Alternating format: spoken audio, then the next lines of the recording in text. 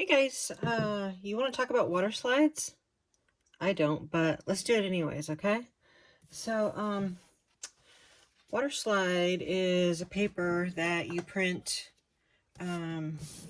images on, and then you can apply them directly to a cup. Now, water slide comes in two different styles.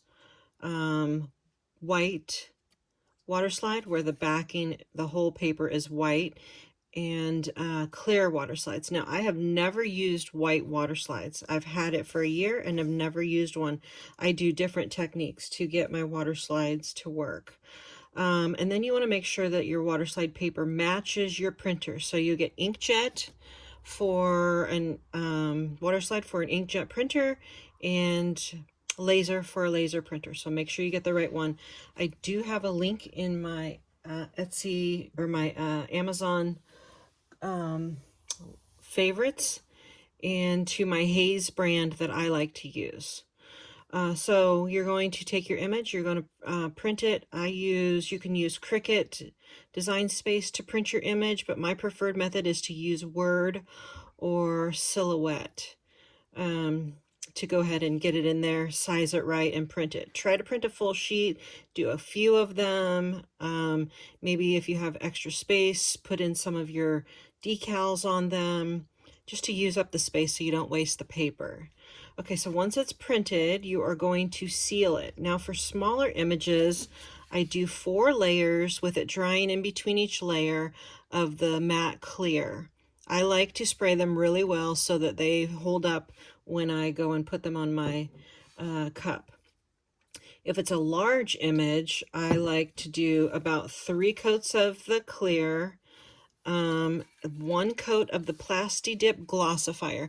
Now you want to make sure you get the right one. Plasti-Dip Glossifier needs to be clear. It needs to have the clear lid indicating that it is the clear one, not black or any other color.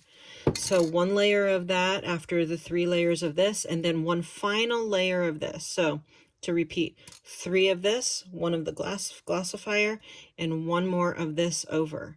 Now you want to spray your images as early prior to application as possible. So you don't want to wait, weeks before you go and use them. Try to use them the same day. You can, wait a few hours letting them dry, obviously.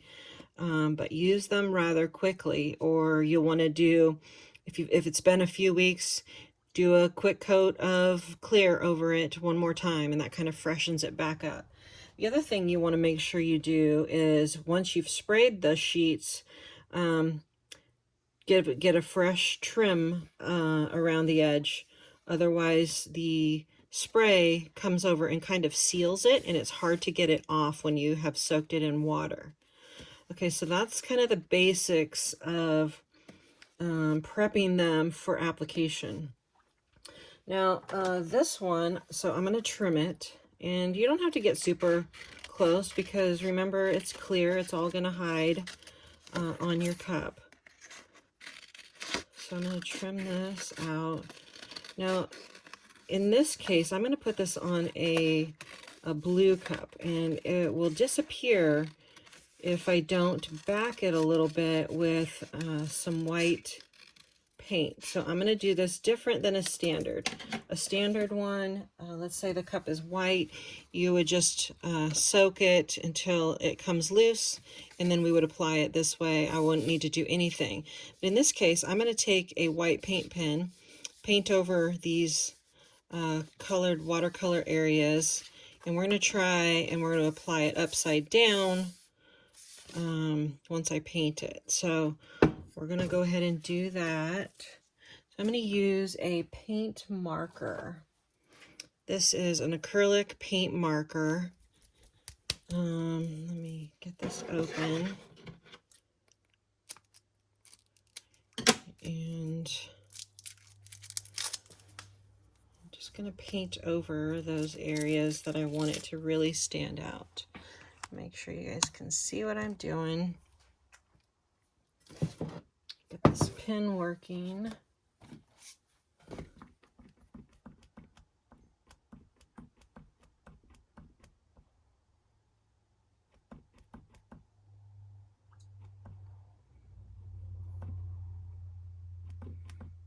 Someday. Someday it'll work. There we go. Okay, so I'm just gonna go over, I want the colored areas to show, so let's just go over the colored areas. You can use a paintbrush. I'm not worried about the black. I think the black will show up fine. But I want this watercolor area to show up really well. Now, if I paint over any of the clear areas, it's going to show up as white. So I don't really want to do that.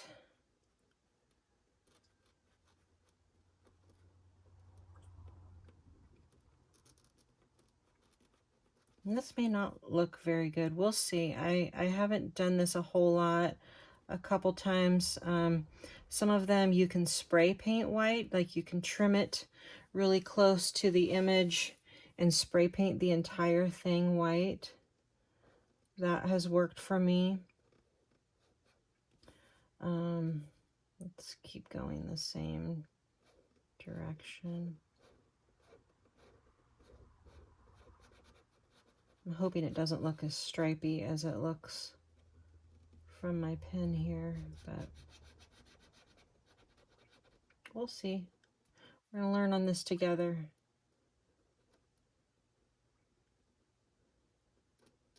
That's what I always say when I have no clue what I'm doing. I honestly just don't know exactly how this is going to look, but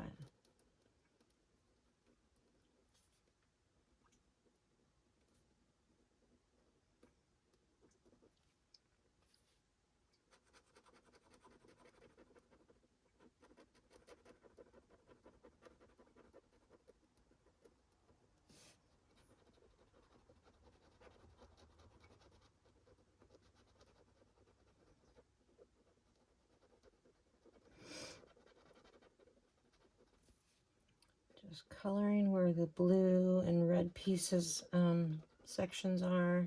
Don't go into the white areas. Get this cloud over here.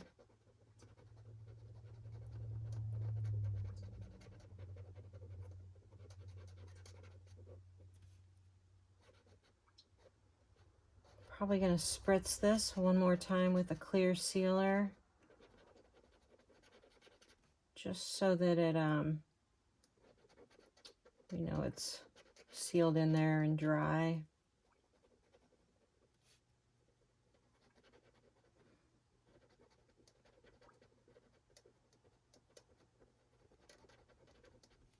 All right, so I got the colored areas pretty good. It's a pretty forgiving, I think, design here. So I'm gonna let that dry for a second, spray it one time with the clear, then we will come back, soak it, and apply it upside down. Okay, I'll be right back. Okay, we're spray sealed, dry, and I'm gonna do one more cut around the edge because I sprayed it again, and I should have waited to cut it out until after I was done spraying, but I want that fresh cut.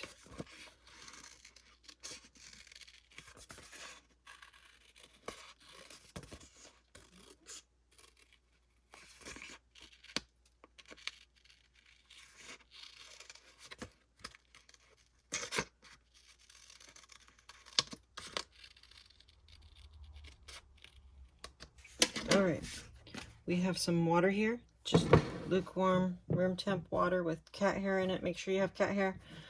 It's very important for the look we're going for, right? I'm gonna soak that in here. I don't know why I put it upside down. No need.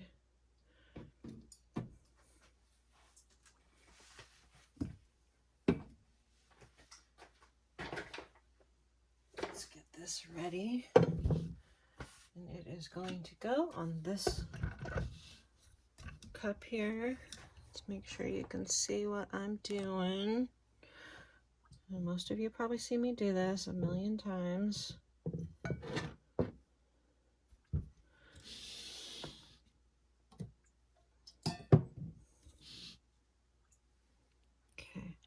So you just kind of keep checking. If it starts to slip, you want it to get pretty slippy.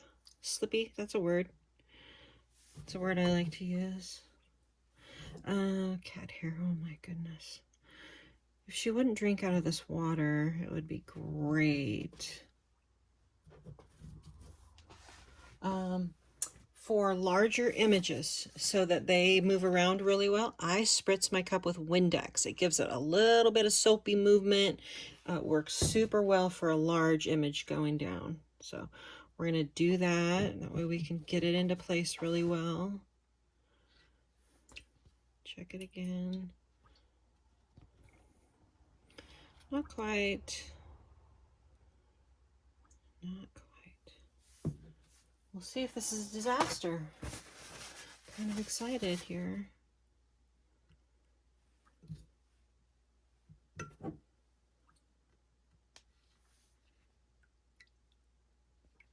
right, let's try it.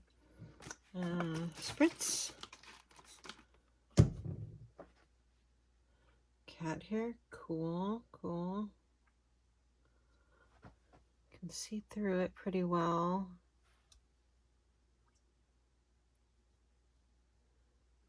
Lay it down and slide it off. Oh my God, it's amazing. It worked, and it looks watercolory because of my brush strokes.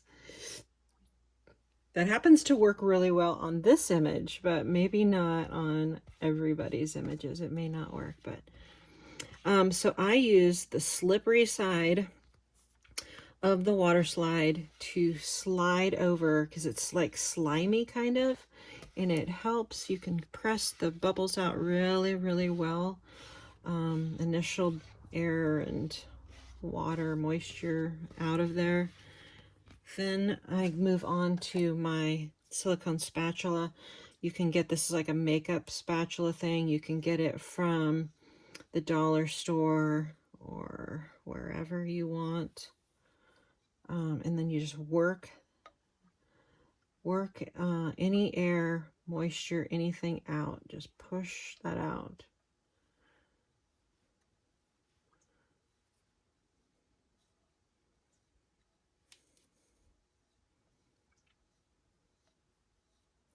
That worked out so well. This method may not work on all images, but for a watercolor image, it's super pretty. Remember, do not use your paint marker on any clear areas, because you'll see it as white. Okay, so once you've got most of the moisture out, take a paper towel, place it over, and kind of mop up any moisture. Then you take the paper towel again and you dry it completely. Gently drying.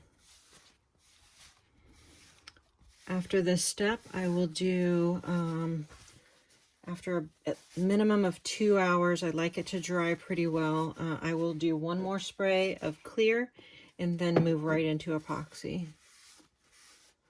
Okay. So hopefully you learned everything you could possibly need to know about water slides and how I successfully get them on cups. Isn't that gorgeous? Thanks, guys.